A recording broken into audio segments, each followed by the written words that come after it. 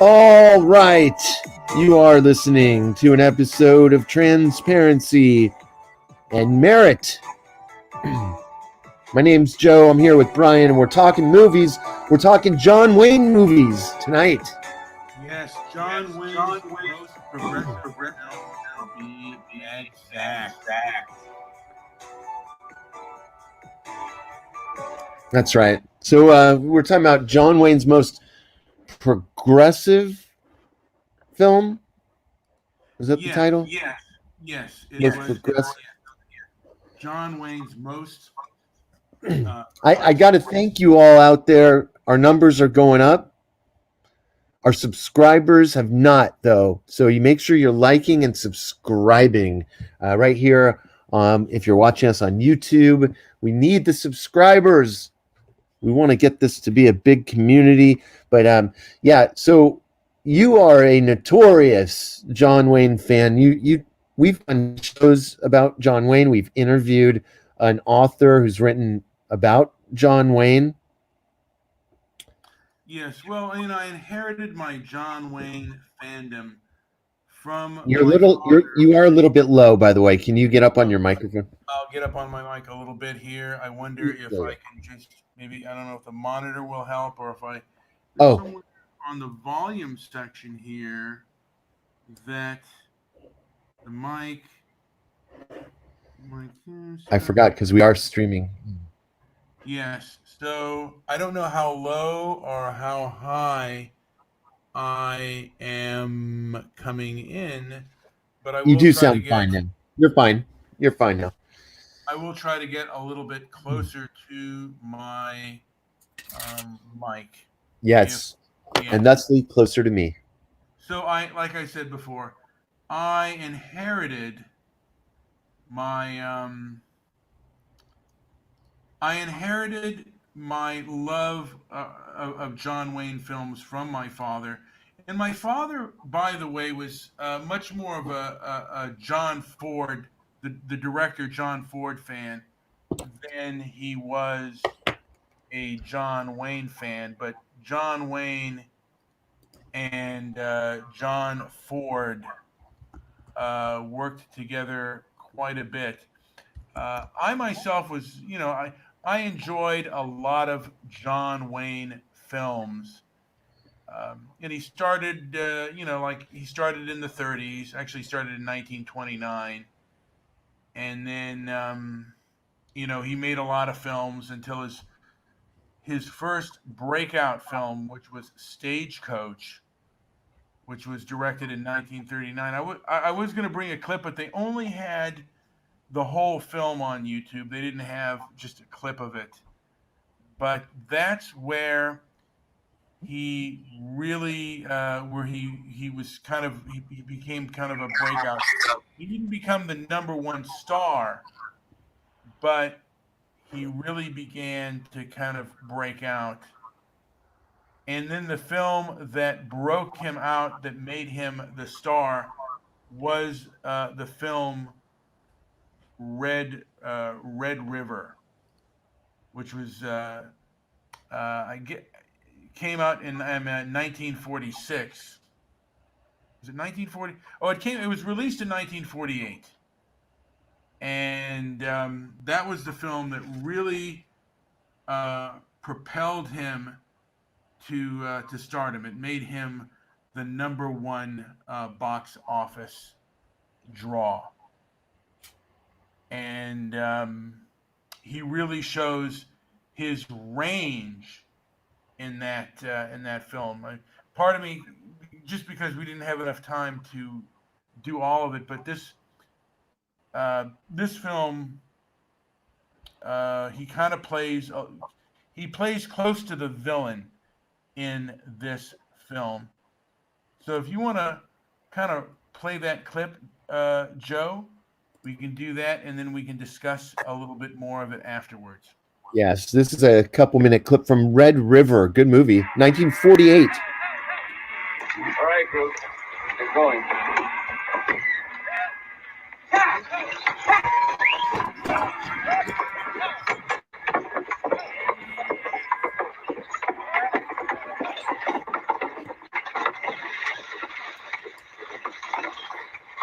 there's any chance at all, we'll get you hurried to Abilene. Sherry was right.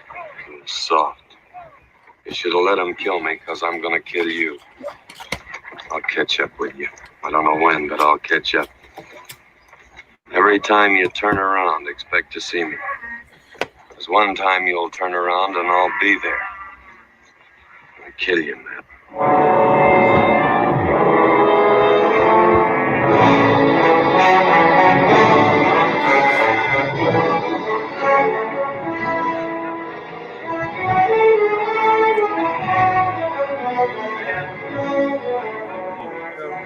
So that was a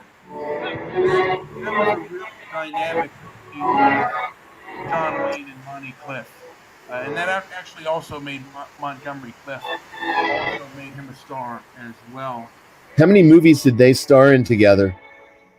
That was, you know what, that really I think is the only one that I know of. And Oh, I guys, thought for sure they were in another if one. there's anything that I get incorrectly, please let me know in the thing, and I will certainly correct myself on the show. I am a big John Wayne fan, and I know quite a bit, but I'm not a John Wayne scholar. I just know what I've liked about him and the things that he's done and the films that he's done.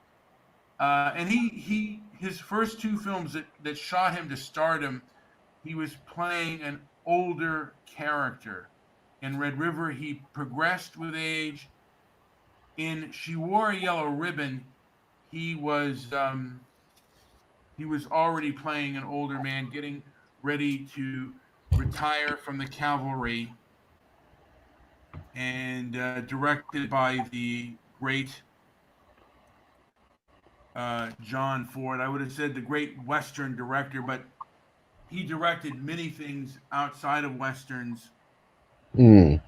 and Well, I know he other people that would disagree with you. They claim that John Ford was Insider Baseball was actually promoting a lot of myths about how early America was, and and that it's kind of and an interesting thing. you know what, Joe? I want to get into that because I'm going to do a whole thing on westerns Yeah, and how they progressed throughout the decades, yeah. There's and definitely a couple directors in there I'd love to highlight and do that on. So, and how westerns first showed a myth about America. I mean, the myth about, I guess, the myth about the Western. I mean, maybe the myth about America, and then the for one, yeah, the women are portrayed just like they are here in She Wore a Yellow Ribbon. Women are portrayed in a certain way. They aren't the primary role players that a lot of people would say that they actually were. So, kind of maybe set women back quite a bit in the way that they're portrayed in some of these films. But again, that's some of the stuff that we'll present when we do cover the Western film genre. I think that's going to be an awesome episode. I can't wait. there is certainly, and I was just going to cover from the 19th.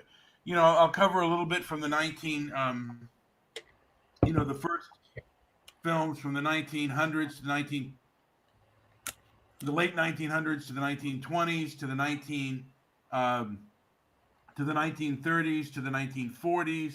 I mean, there are slight differences in the 1930s, the 1940s, and the 1950s. You start to see shades of differences in how things are portrayed, and kind of the first kind of anti-hero sort of thing going on. And this is just my personal perspective on this.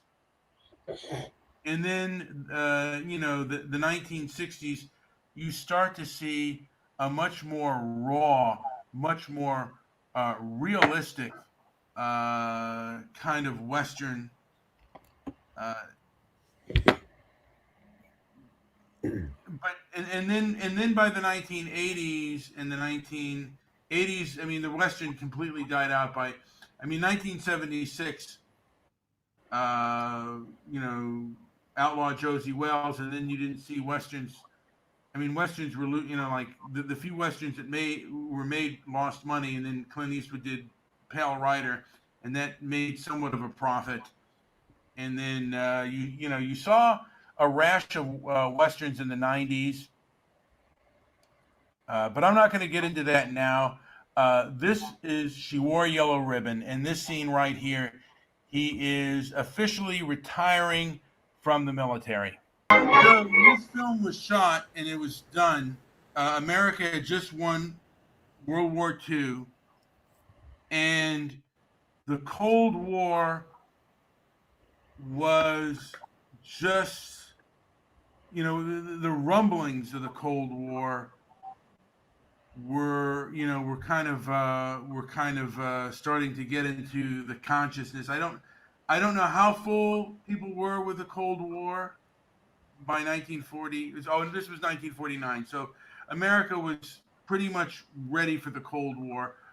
Korea would begin a year later. So it was very much to show how great America was and was the standing there. So My Name is Nobody. Have you seen that one? yes, I have. That was Sergio Leone, but that was not an American Western. It was not. It was with Henry Fonda, by the way, but not with John. Not a John Wayne film. Not a John Wayne film. How many remakes of John Wayne films have there been? We know about True Grit. I think the only one that I know of is True Grit. Actually, I take that back. They remade Stagecoach 2 other times. And I did not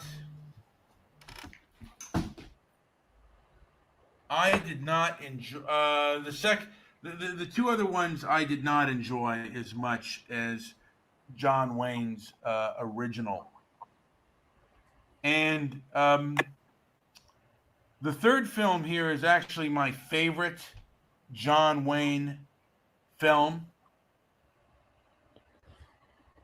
It's called The Searchers, and he plays a bit of a racist. And I don't know if... Yeah, I don't have that one. Okay. 1956. Let's take a look here. Why don't you play that one right there? I found them. I found Lucy. They're camped about a half-mile over. I was just swinging back, and I seen their smoke. I bellied up a ridge, and there they was, right below me. Did you see Debbie? No, but I saw Lucy all right. She was wearing that blue dress, and What you saw wasn't Lucy. Oh, but it was, I tell you. What you saw was a buck wearing Lucy's dress. I found Lucy back in the canyon. Wrapped her in my coat. Buried her with my own hands. Thought it best to keep it from you. Oh. Did they... What was she... What do you want me to do? Draw a picture? Spell it out? Don't ever ask me. As long as you live, don't ever ask me more.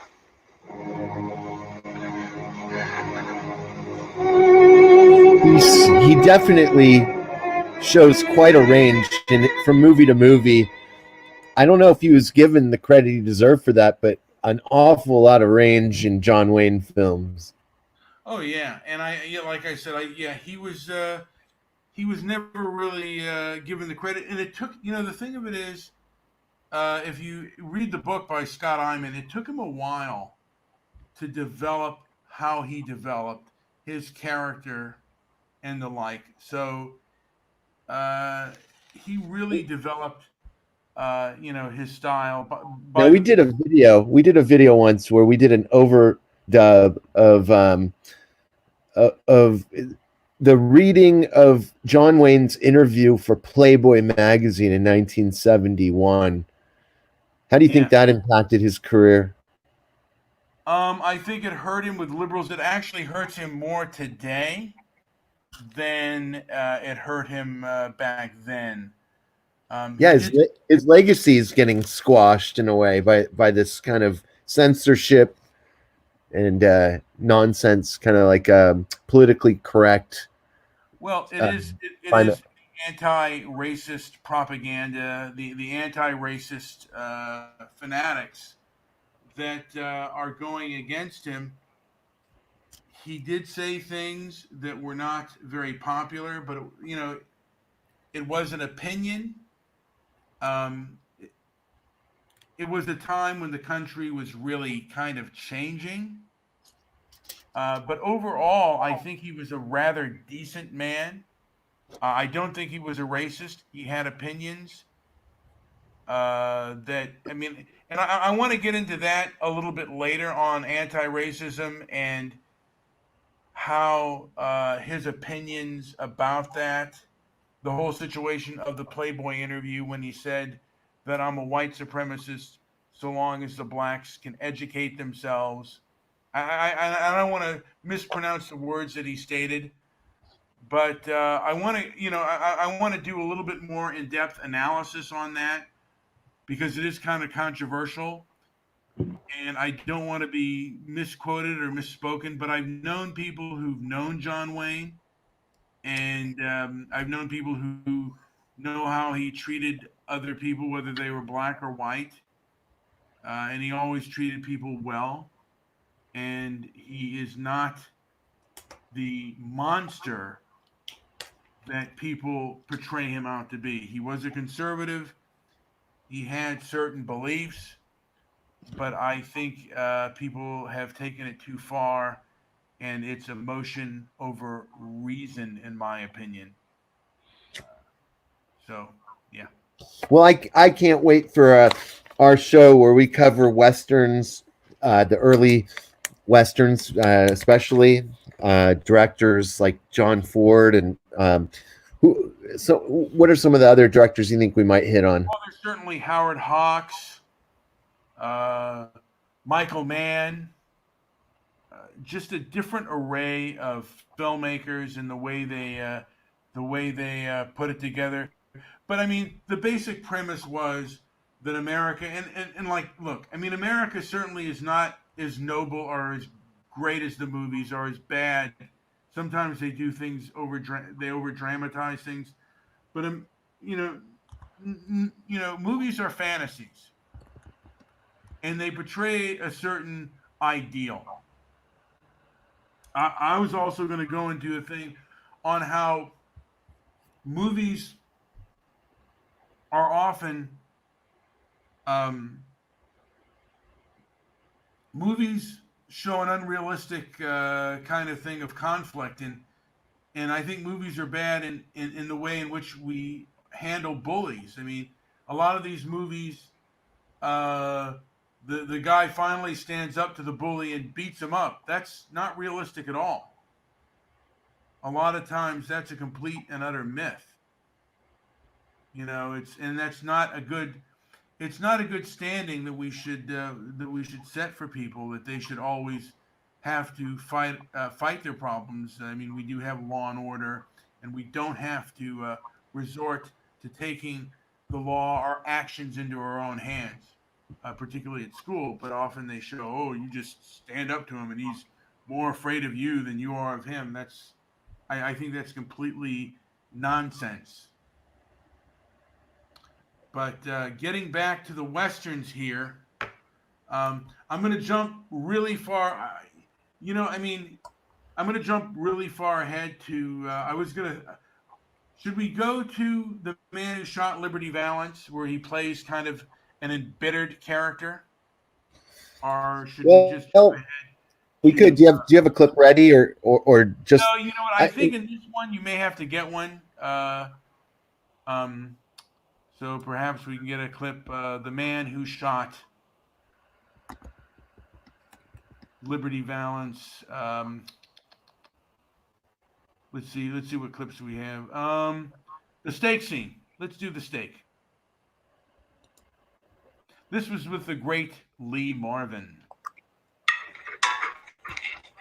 Grants, when you finish dishes, will you help Harry wait on tables? Sure. Papa, washing dishes is enough for him. Who ever heard of a man waiting on table? Well, no, that's all right. I'd be glad to help. Be glad to. I thought we was busy.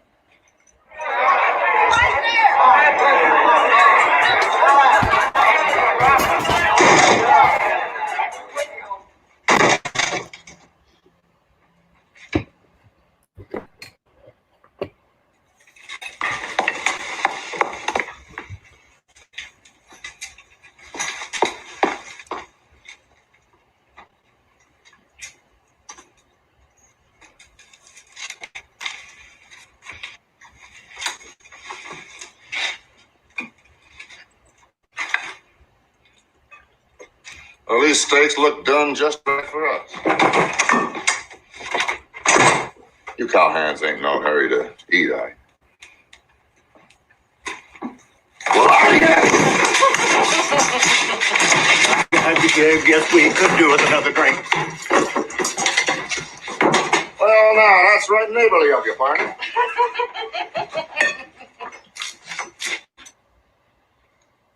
Especially after all the lying things I hear folks been saying about Liberty Valance.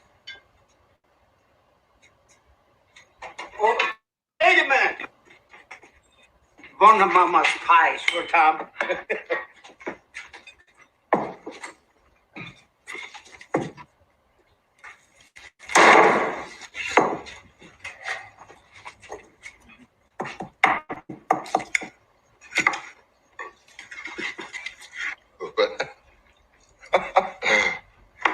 Looking at the new waiters.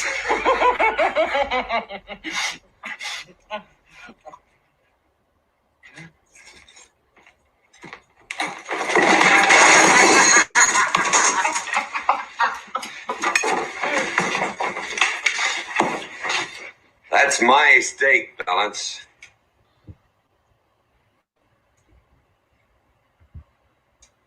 You heard him, dude. Pick it up. No. Pilgrim, hold it. I said you, Valance. You pick it up. 3 against 1, Donovan. My boy Pompey. The kitchen door.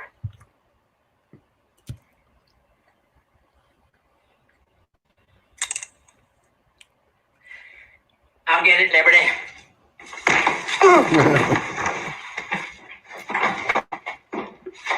I said you, Liberty. You pick it up. What's the matter? Everybody in this country go crazy? Here! There! There! Now! It's picked up!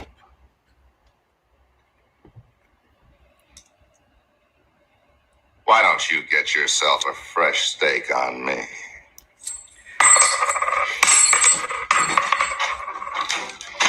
Show's over for now.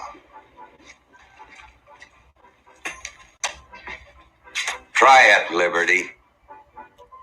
Just try it.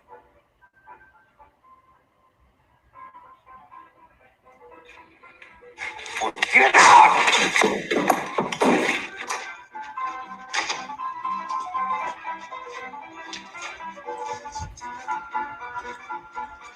Yeah, that one was the man who shot Liberty Valance.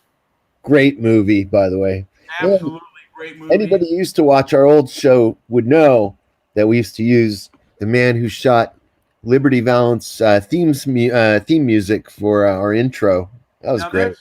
By the way, that song was not used in the movie. John Ford did not want any kind of, I guess he would say, any kind of rock and roll song in his film. When Liberty Valance rode to town, the women folk would hide. made high. Are we going to get dinged for a copyright string here? We might, but we're not monetized, so enjoy the music while you can.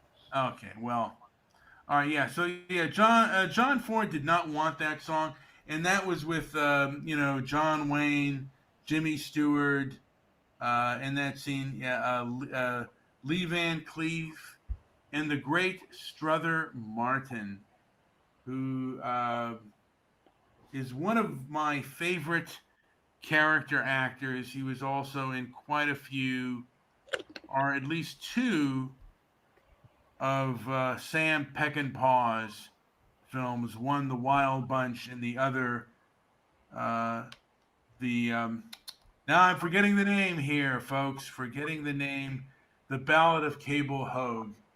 And he was just what they dubbed him and another actor is the original Prairie Scum, and he was an amazing actor. Also in Cool Hand Luke, which Joe, have you seen that? I'm assuming you've seen that film before. Yes, I have. And that is, yeah. So, I mean, do you remember him in Cool Hand Luke? What we have here is a failure to communicate. Yeah, I could probably get a refresher on that one though. It's been so long. But yeah, that was a great movie. Well, it is a great film. Yeah. It is a great film. So I'll have to check it out. That film was near the end of John Ford's career. And why don't, before we play the clip of Rio Lobo, we play the clip because we'll do it in chronological order. The clip that won him, or the film that won him the Oscar, which was True Grit, which a few years ago. Should we do the trailer or just a Just scene? do the Fill Your Hand. True Grit, Fill Your Hand. Fill your hands. Fill your hands. Oh, geez. This one right here. This top one here? Yep. You and your brother stand clear. I got no interest in you today. Stand clear and you won't get hurt. What's your intention? You think 1 on 4's a dog fall? I mean to kill you in 1 minute, Ned. Or see you hanged in Fort Smith at Judge Parker's convenience. Which'll it be? I call that bold talk for a one-eyed fat man. Fill your hand, you son of a bitch!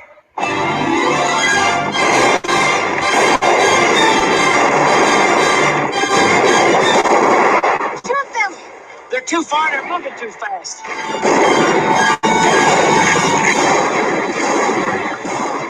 No grit. Rooster Cogburn. Not much.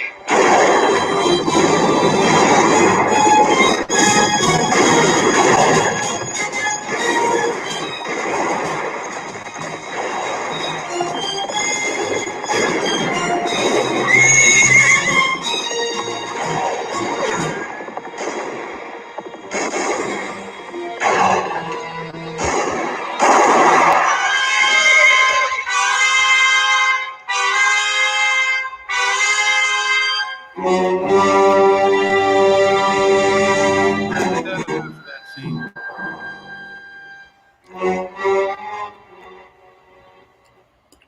That's it? That's it. We don't want to do too much of it. I don't know how well this is going to come off and play during the segment on YouTube, or how it's going to look. It'll look all right. But yeah, why don't we just go ahead and clear off it? I think we need to have a John Wayne week. Yeah, absolutely. Where we just cover a couple shows, a couple ideas. Want to play a clip from Rio Lobo? Yeah, let's do that. We'll end it with. Do you want to just end it on this note, and then I just like the scene in the yeah.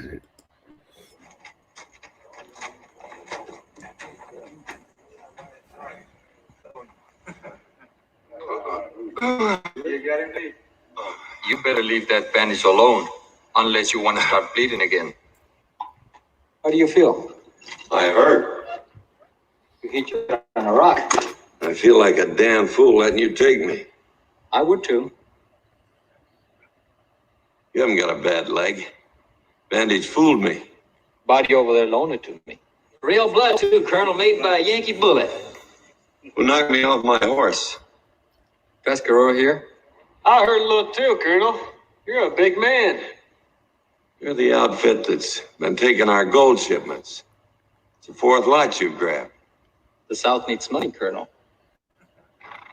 I know you from someplace, don't I? You do. What's your name? Pierre Cardona. What? French mother, Mexican father from New Orleans. 4 or 5 years ago in Abilene. That's right. Something about a horse, wasn't it? Big horse. You stole it. The hell I did. I won it. You won a sorrel. Sorrel turned up lame. When you play poker, you should know what you're playing for. I remember now. We were both on that big bay. Yeah. And I was in front and you were behind with a gun in my back. Well, some of your friends wanted to shoot me. And I wasn't very happy about it. Colonel, I'd feel a little better if you stay away from those rifles. Well, neither one of us got hurt. Now tell me, what am I doing in this race? Well, Colonel, you used me and now I'm going to use you. This time you're going to be in front and you're going to get us out of here. And if we run into any Yanks, you're going to be between us and them and you're going to be the first man shot. I don't know where all our units are. If you don't know, you better guess pretty good. If I were you, I would start doing a little thinking before we leave. When are we leaving? As soon as it's dark. All right. So let's go on to what we came here for, which is John Wayne's most progressive film, and 1972's The Cowboys. John Wayne, Roscoe Lee Jones, Slim Pickens, and the great Bruce Dern. oh, how about this one here? My favorite scene from The Cowboys. Or when he gets killed by Bruce Dern.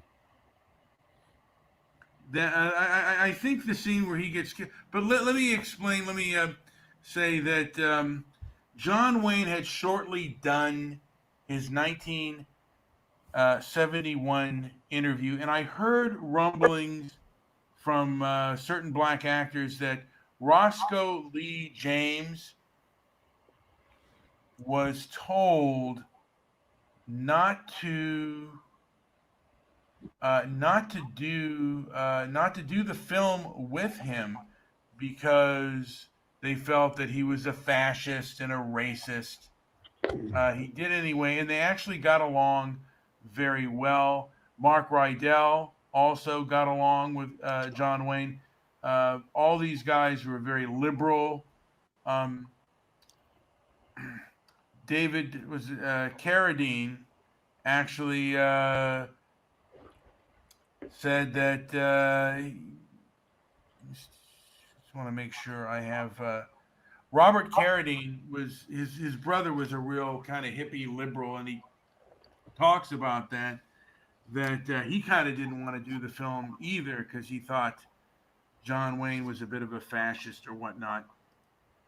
But like I said, why don't we play the Roscoe the favorite scene from there, because this scene you would never see in a John Wayne film. So why don't we play the scene with Roscoe Lee James, the one you showed me before, which is the person's favorite scene from The Cowboys.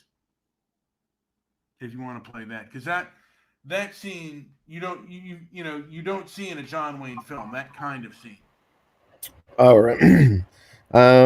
Hold on one second. I just got to share the screen again.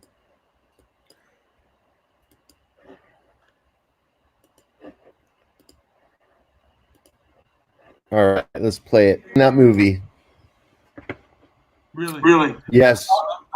I'll tell you something. Well, you're gonna be.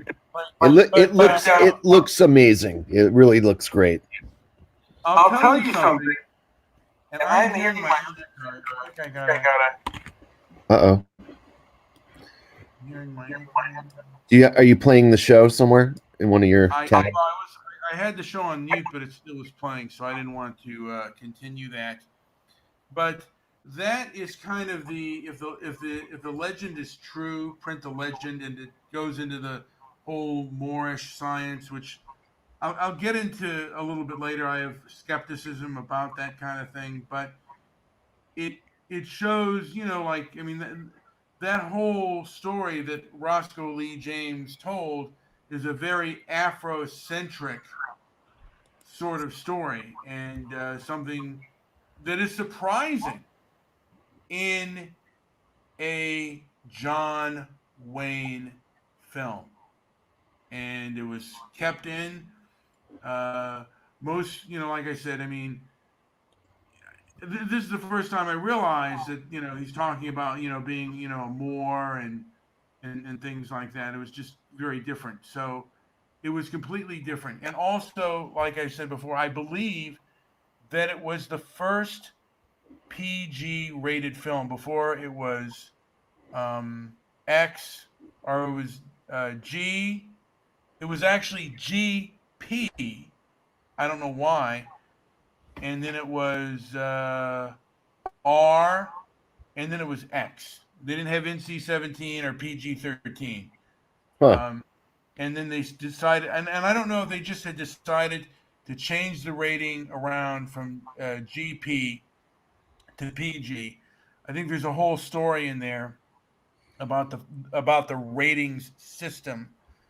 We should probably cover movies from that era, because I remember even movies into the early 80s were getting rated X that probably, well, definitely weren't rated X, not even close by today's standards. But even then, it didn't kind of make sense. I'll tell you something. Film violence in the 70s was far more harsh Mm-hmm. Then than it was today. And we can go over like why that was, how that was. I mean, films became Well, there's a huge difference between a movie like that and Caligula, yeah, which was rated. although Caligula was completely different, even for that time. Caligula was yeah, but No, I'm saying it earned that grade, but like when you Midnight come to Cowboy this, might even be considered a PG film or PG-13 by yeah, today's standards. yeah, And yeah. that film, yeah, and that film was actually up against True Grit, and Midnight Cowboy won it. And actually, John Wayne hated that film, Midnight Cowboy, which is also another magnificent. I consider it a magnificent film. Oh, You I can do too. disagree with me, but I think it's a great film. Well, it's one of my favorites of all time. Yeah, it's a great film about friendship and loss and poverty.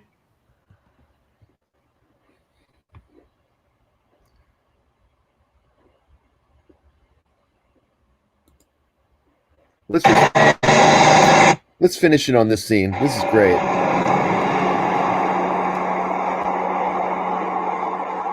31 hours. By the way, can we stop it real quick?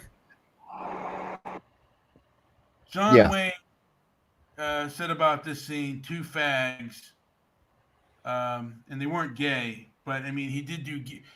John Voight did do "Gay for Pay," but this final scene is very powerful.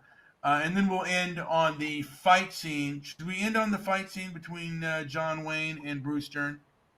Yeah, send me the link. Or tell me the. Yeah, I'll look it up in a Not second. this morning, but the next 11:30. These guys are good drivers, boy. They gotta be. You didn't kill them, did you? No blood on your jacket. I don't want to talk about it.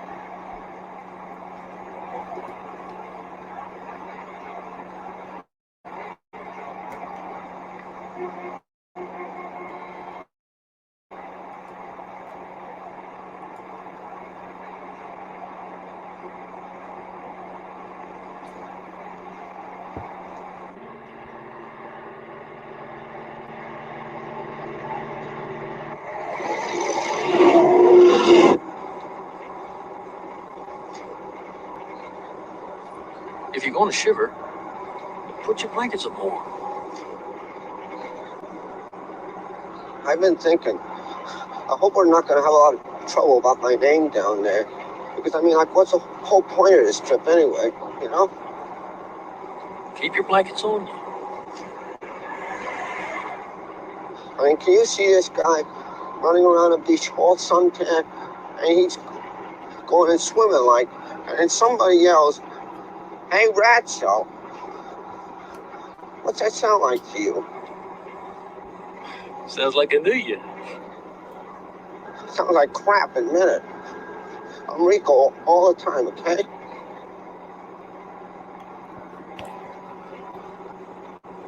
We're gonna tell all these new people my name's Rico. Okay? Okay. God, that movie is from start to finish just perfect movie making.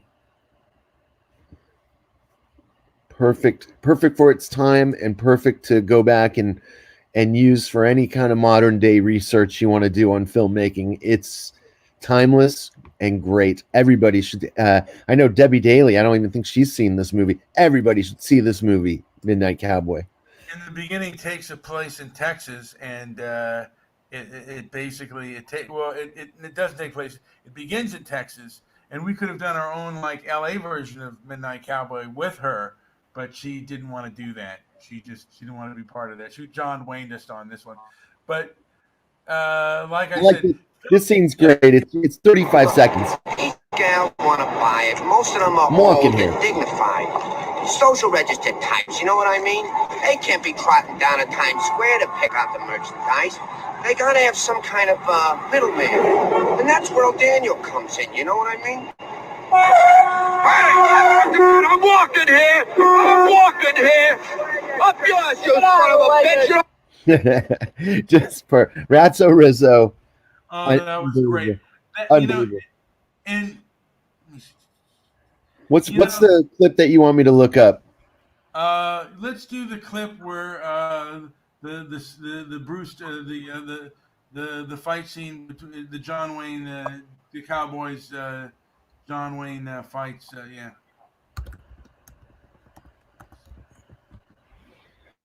That is a good scene. You want to set it up?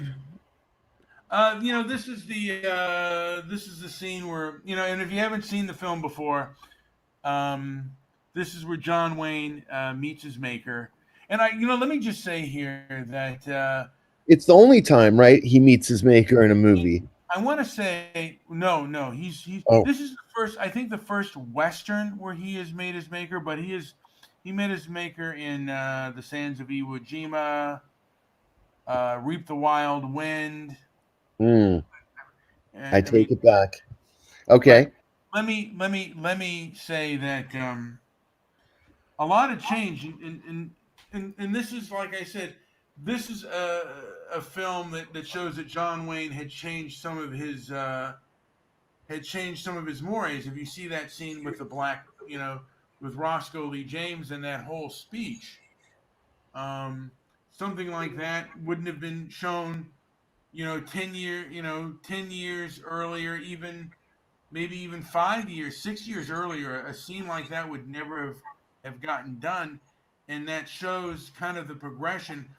I'm going to talk a little bit later on how the morality changed in many ways for the worse.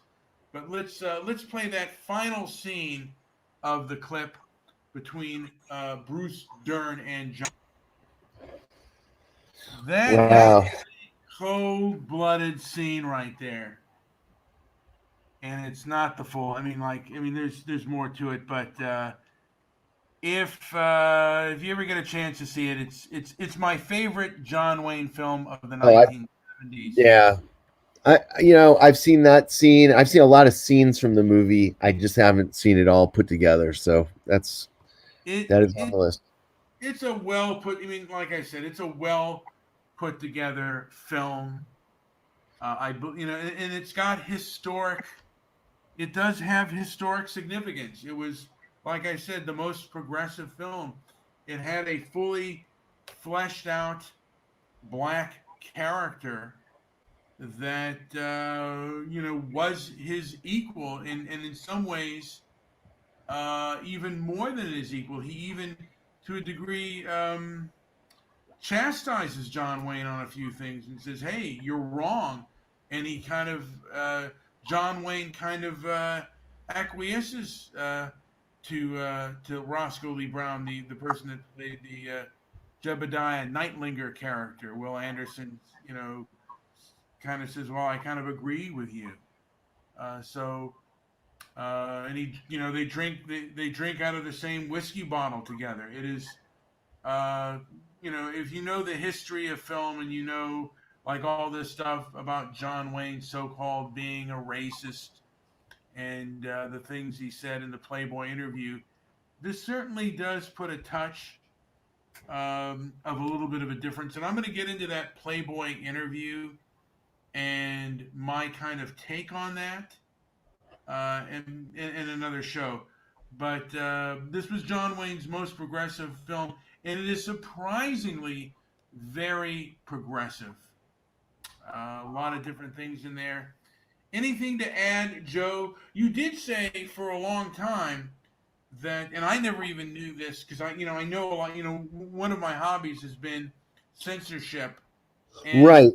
When we look back at the beginnings, when we look back at the beginnings of filmmaking, and what has happened in the evolution from then till now is in early filmmaking, it was I don't know if it was against the law. It was against directors couldn't, and I don't know exactly how this was enforced, but it wasn't allowed for directors to have a scene where somebody was getting shot and the gun that was used to kill that person or shoot that person was not allowed to be in the same scene. And so you see, even by the time you get to a movie like the Cowboys, it's all right there in the open. And then you can see just how that evolution, how the restrictions on what directors can and can't add into their films, to the point where now if you watch a movie like John Wick, where he shoots 20 guys, complete headshots, boom, boom, boom in a single minute, then, you've seen what the evolution of filmmaking has become. I'll tell you, in the movie Shane, I don't know, because you know what? If we can play the movie Shane, I just want to see if you're correct on that, because I thought in the movie Shane that gunfight scene was not, but I could be completely wrong on that. Can we take a look at the movie Shane real quick? Shane movie. Let's see here. What it's a 1953 movie. You're a low down Yankee liar.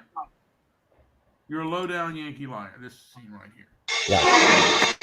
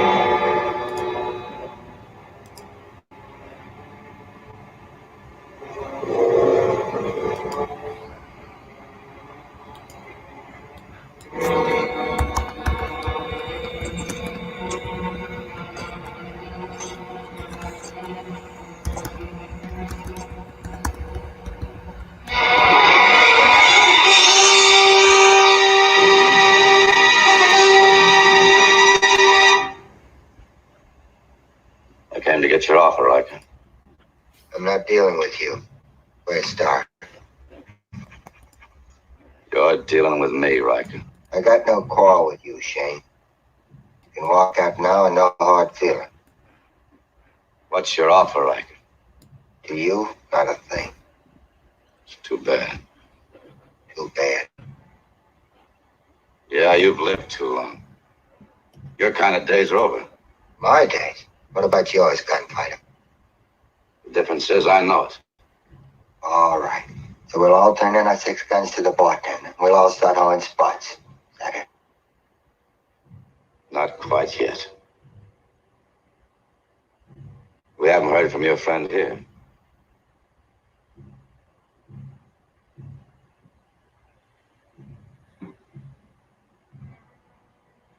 I wouldn't push too far if I were you.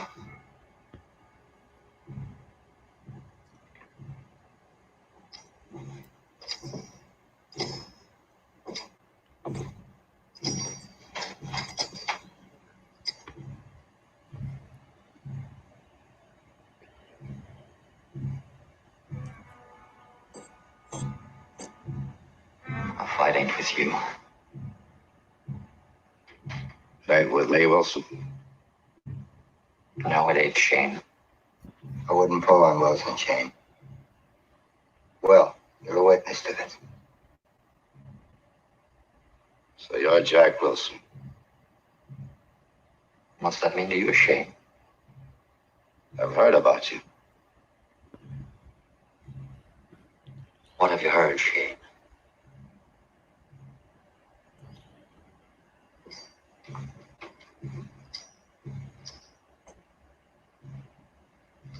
I've heard that you're a low-down Yankee liar.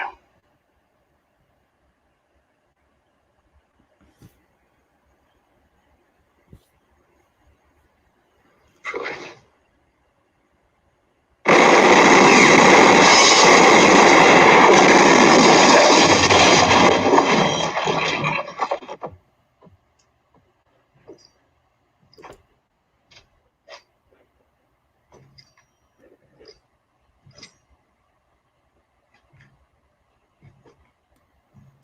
And I see where you're going with it.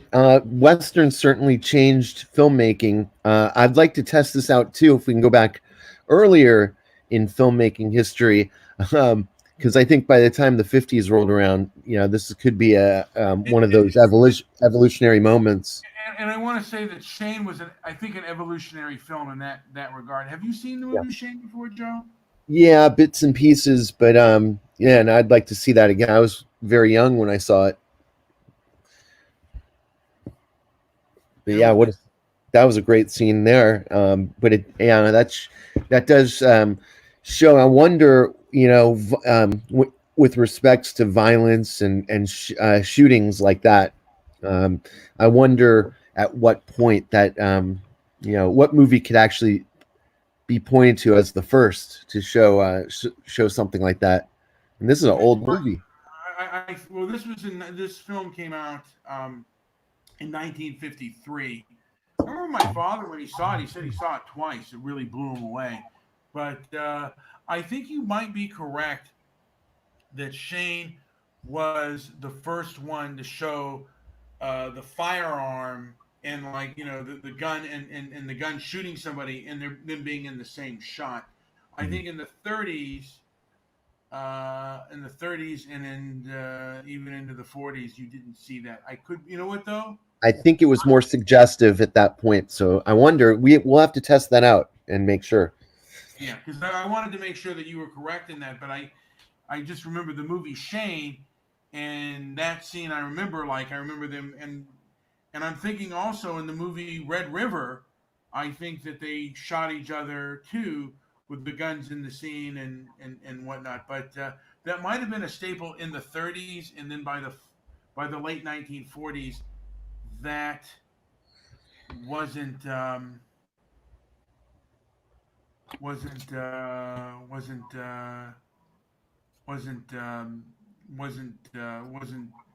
thing. I mean, it was something that they started to do, and Shane was the one that really brought gun, like the way gunfights were shown to a new. It kind of the technical elements kind of changed with the camera angles along with the sound effects as well. So it was really quite a change.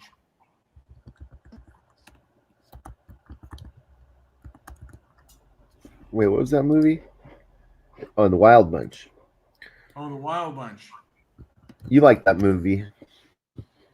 That scene, yeah. I mean and I think the beginning scene in that film is really something.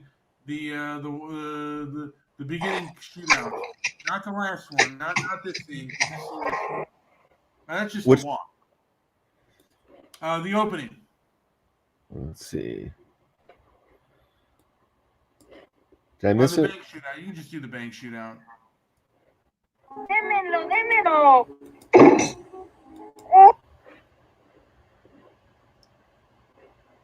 All right, I think we're pretty much done with this one. You know, we went into the whole gamut of films that John Wayne kind of liked. It. This film, by the way, is a film that John Wayne absolutely hated. He hated that film, and he hated Midnight Cowboy. And I'll go over details on how Midnight Cowboy was really a game changer to a degree on the maturity of film. So was The Wild Bunch, for that matter. But to me, and I could be wrong on this, but the way in which Midnight Cowboy showed death, it was kind of the first time that they had showed death, that the way somebody died, just as a matter of fact, just not really over dramatic or anything like that. It was really kind of a real kind of death where, like how death kind of happens just to a poor person. He's got nobody except this other friend on the street who's kind of a derelict. I mean, kind of a derelict himself, who's wanting to be a hustler. And anyway, I think that'll do it. That's Joe? right. Every night we will pick a VIP chat board warrior, and tonight Darren.